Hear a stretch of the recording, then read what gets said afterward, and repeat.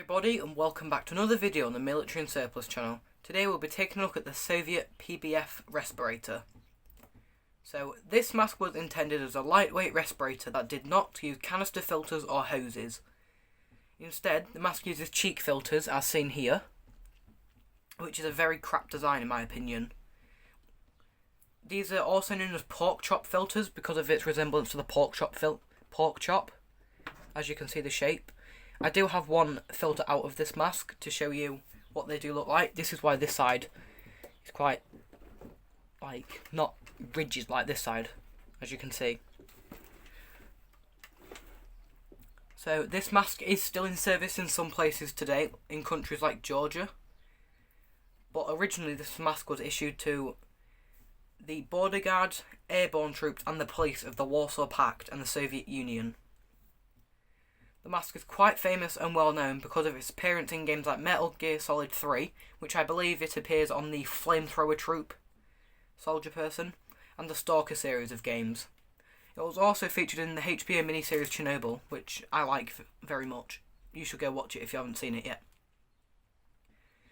So the PBF features a double exhale valve system and a voice diaphragm located under this black plastic cover which has cuts in it for exhaling and amplifying the voice. So here, and you'll notice there's a little latch thing here. So if I can get this clip off, here we are.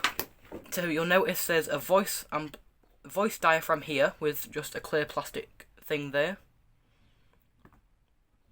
And there's a double exhale valve system, as you can see here.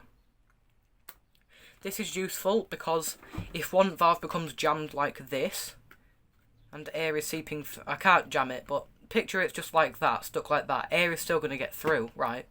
But the double exhale valve system, like this, the double exhale valve system will make it so air can only go through one of them, but not the other. But if both are blocked up, well, you're screwed pretty much. Sorry, I was just having a drink. It's very warm today. So the voice amplifier works by using a see-through plastic circle. As you can see here, you can see my hand through it here. And what you'll also note about this mask, it has an oral nasal cup, unlike any other Soviet mask, which is a very good design, as it means there's no need for tissue tubes, and the mask doesn't fog up at all. So as you can see here, I believe this is Bakelite that the assembly is fixed onto, and it's crimped onto the mask, like the eyepieces or many other masks like the GP5, the GP5M and GP4, stuff like that. So the plastic bit here works by, there's a little sheet in there of plastic, that works by vibrating, which I believe makes the bass of the voice louder, making your voice amplified and a lot louder so you can hear. Like other sorry, let me rephrase that. Like other communist bloc countries, the PBS have front-facing eyepieces on their masks. This was to make sure that it was a lot easier for being able to look down optics and sights and stuff like that, and scopes. Also, if you haven't noticed yet, this mask does have thinner earpieces. Mine has been issued, and I believe a soldier has done this on his own, but normally they would be fully just circles. But the mask is a lot thinner on the ears, as you can see. There's like a shape where the ear goes, and the same on this side. Mine has a rip here. As like I said, it has been issued, but I've washed it and all that. Don't know what this gunk is on it. I think it's just off the floor. But these front-facing eyepieces are very good, and the ear things, because it makes it a lot easier to see, and it also means it's incredibly easier to hear people speaking. So according to sources, these filters here can last up to 24 hours in contaminated air, depending on what contaminant is in the air and how contaminated it is. So it is rumoured that these filters contain asbestos. I wouldn't trust them, as the verdict isn't out yet, and that makes it all the more reason not to use them. I have seen someone 3D print a fake artificial one like this. It doesn't look like this, but it's just bright yellow pretty much, with all holes in it, and it just fits in the side of the mask here. I won't be showing you how to put the filters in today, because it is very hard and very, very stressful, and there's no point really doing it. So the full PBF kit includes the carrying satchel, which I do not have, the EO19E filters, these, the inlet valves, I believe these are. It's just a little valve system on here that clips on there like that and lets you only breathe in, not out. This clip, that'll generally be on the mask, but I've taken it off for obvious reasons. The 56.5mm anti-fogging inserts, which I'll just show you. Go in, don't know how we'll be able to see this, but this folds back and you'll be able to place them in there. There is the spare voice membranes, which I do not have with me, and either the IPP8 or the IPP1 decontamination kit, and the anti-fogging pencil, which is an optional thing. So I only have the face piece and filters here today, because when I bought...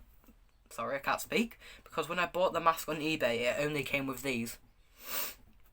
Also, what is a very, very, very big downside of cheek filter masks, not just this one, but all other cheek filter masks, you cannot change the filters while you're wearing the mask.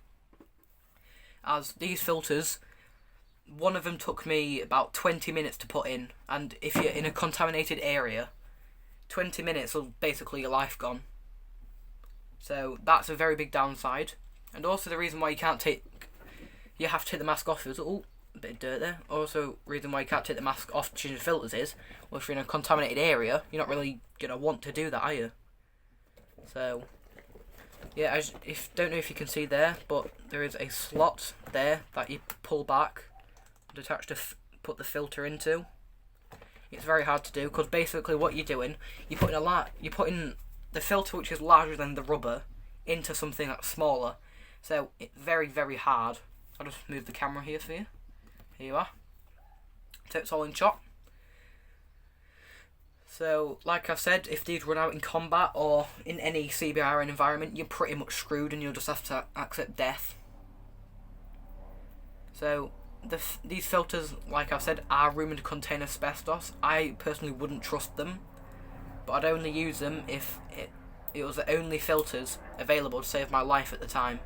But I would happily use any modern filters to save my life instead of these ones, because I still wouldn't trust these. Yeah, it's better than getting cancer right there, right then, from some radioactive fallout or something. But asbestos, if you didn't know, develops very aggressive cancers, depending on how much you breathe. Say like 10 to 50 years down the line in your life. These haven't been scientifically proved yet, the asbestos rate in them. Percentage in them. So, this is why I won't be using them, ever.